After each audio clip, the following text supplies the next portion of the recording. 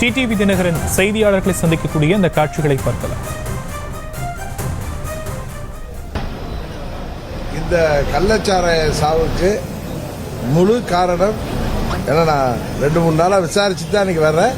இங்கே எங்கள் பால்ராஜ் இங்கே கள்ளக்குறிச்சியில் கவுன்சிலராக உள்ளவர், 3வது முறை கவுன்சிலராக உள்ளவர். அவர்கிட்ட நான் தொடர்ந்து சம்பந்தமாக கேட்டுட்டு இருக்கேன். அது மாதிரி நகர செயலாளர், எங்கள் மாவட்ட செயலாளர் கோபிமணியன் இவர்களோட, அது மாத்திரம் இல்லாமல் எங்களுடைய பொருளாளர் எஸ்கே செல்வம்லாம் இங்கே தொடர்பில் இருக்காங்க, வந்து போகிறாங்க. நான் கேட்ட வரைக்கும் இது ஆட்சியாளர்களின்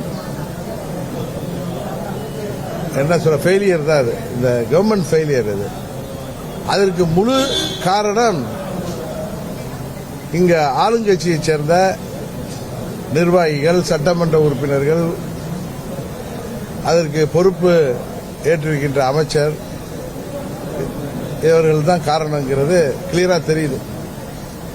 இதுல இன்னொரு பெரிய வருத்தத்தக்க விஷயம் என்னன்னா, இங்க போலீஸ் ஸ்டேஷனுக்கு பின்னாடியே இந்த கள்ளச்சாராய வியாபாரம் நடந்துட்டு இருந்திருக்கு.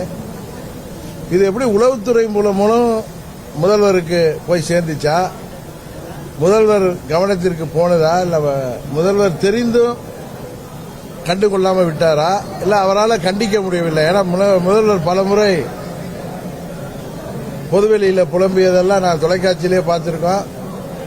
டெய்லி தூங்கி எந்திரிச்சா என்னால் நிம்மதியா தூங்க முடியல. காரணம் என்ன நடக்குது? கட்சி நிர்வாகிகளும், சட்டமன்ற உறுப்பினர்களும், அமைச்சர்களும் அவர்கள் நடவடிக்கை எனக்கு பயத்தை தருதுன்னு அவரே சொல்லியிருக்கார்.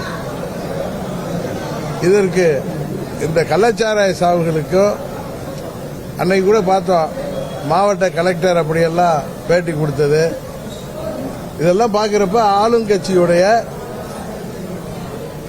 தலையீடு, அவர்களுடைய அராஜகம் அது இந்த பகுதியில் மிகவும் அதிகமாக இருக்கிறது தான் பொதுமக்கள்கிட்ட நம்ம விசாரிக்கிற வரைக்கும் தெரிய வருகிறது.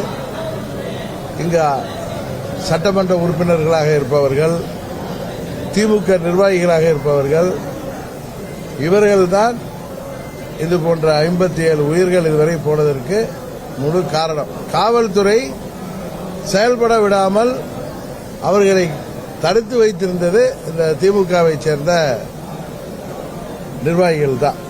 அதனால முதலமைச்சர் இதற்கெல்லாம் பொறுப்பேற்று காரணங்கள் சொல்லாமல், அப்பொழுது இப்படி நடந்ததுலாம் சொல்லாம, இனியாவது தமிழ்நாட்டில் இது போன்ற கள்ளச்சாராய சாவுகள் நடக்காமல் அவர் ஆட்சி பொறுப்பில் இருக்கிற வரைக்காவது தடுத்து நிறுத்த வேண்டும் என்பதுதான் தமிழ்நாட்டில் உள்ள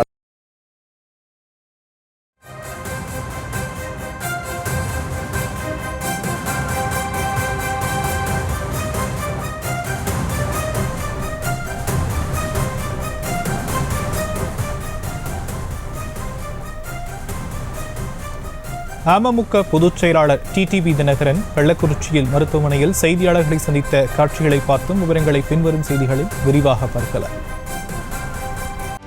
செய்திகளை உடனுக்குடனும் துல்லியமாகவும் தெரிந்து கொள்ள சப்ஸ்கிரைப் பண்ணுங்க.